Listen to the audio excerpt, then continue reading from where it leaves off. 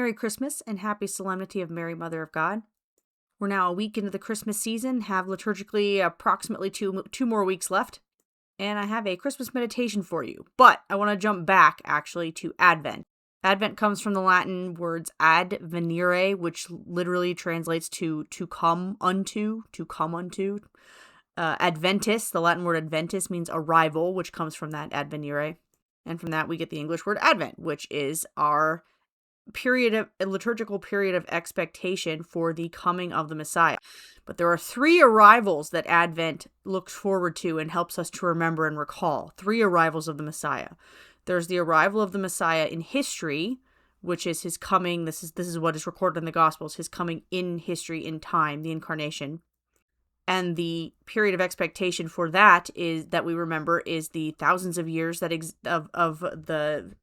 of expectation for that arrival of the Messiah, the age of the prophets, John being the last and greatest of them. Then there is the arrival of the Messiah at the end of time, Christ's second coming, which we also look forward to, and Advent is a period to remember that we are always living in expectation and in preparation for his second coming at the end of the world. And then there is the third arrival, and this is the arrival of the Messiah, not just for all, which is what happened at Christmas, the original Christmas in history. He arrived for all, and at the second coming, he arrives for all. But the third arrival we anticipate is the coming of the Messiah to you. And that happens many times in our lives, over and over again. This is Christ entering into our lives in a very personal and intimate way in our immediate lives, our day-to-day lives. So during this Christmas season, obviously, the primary thing people are remembering is the coming of the Messiah historically, Christmas Day, the birth of the incarnation. But it's also worth remembering the arrival of Christ at the second coming, which will be something triumphant, something to celebrate for all of the faithful. And what I'm going to focus on here, and I encourage you to meditate on throughout the rest of the Christmas season, is the arrival of Christ in your life personally. And something I think all three of these arrivals of Christ, the Messiah that I've mentioned, something they all have in common, I think, often, is they are anticipated and yet somehow unexpected. Thousands of years of preparation for the coming of the Messiah, and yet when he came, there was no room for them in the inn. Saint Joseph and the Blessed Mother were taken off guard to some extent, and the world clearly was taken off guard. And so much was not ready for him, despite thousands of years of preparation and all of the prophets being sent before. And Christ himself warns us that the second coming will be like a thief in the night. It will be unexpected. We are supposed to remain vigilant. We should be on guard, but it's going to come at a time that is unexpected, despite our time of anticipation. And I would encourage you to recognize that the third coming of Christ coming to you personally in your everyday life, is often also unexpected, even though we should always be living in anticipation of Christ, of the activity of Christ in our lives. It also is unexpected a lot of times. It comes at a time when we're not prepared and not expecting it. So if you are one of, I'm sure, many who feel like Advent was less than what they wanted it to be, and you put some effort into it, or maybe something happened that derailed you, or you just feel like, it was okay, but it could have been better, Christ comes anyway. He comes even though we are not ready. He comes even though we are not prepared. And think of this even in the Christmas story in the gospel. My understanding, which is albeit very limited, is that labor is triggered by the baby.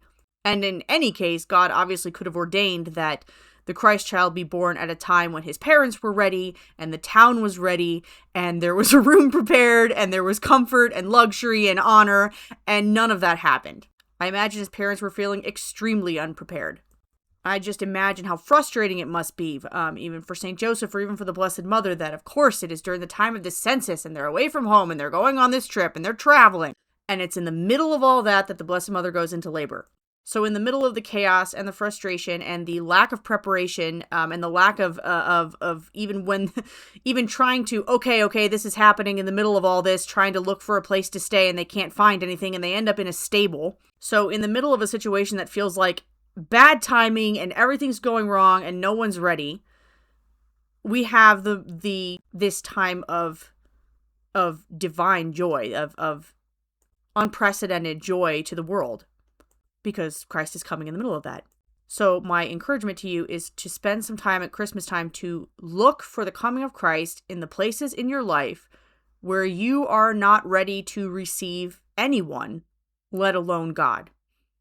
Where you are not prepared, where things are not cleaned up, where they're not straightened up, where things are cluttered, where there is no space. There are other things taking up space in these areas of your life. They shouldn't be there, or they aren't there all the time, but they are right now. There's distractions. There's things that are pulling your attention every which way.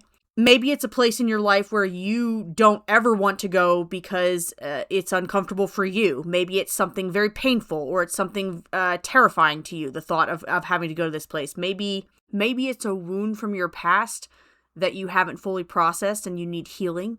Maybe it's something you've done that you've never fully come to grips with and you need to repent. Maybe there's an apology that you need to say that you haven't mustered the courage to say it. Maybe there's somebody that you need to confront about something they've done to you and you haven't mustered up the courage to be honest. Maybe it's a toxic relationship that you need to reevaluate and even get out of. Maybe it's just you're on a path of life that's not fruitful for you anymore and it's time to move on, or it's a path of life that maybe you should never have gotten onto, but you've been on it for so long and it's hard to change course at this point.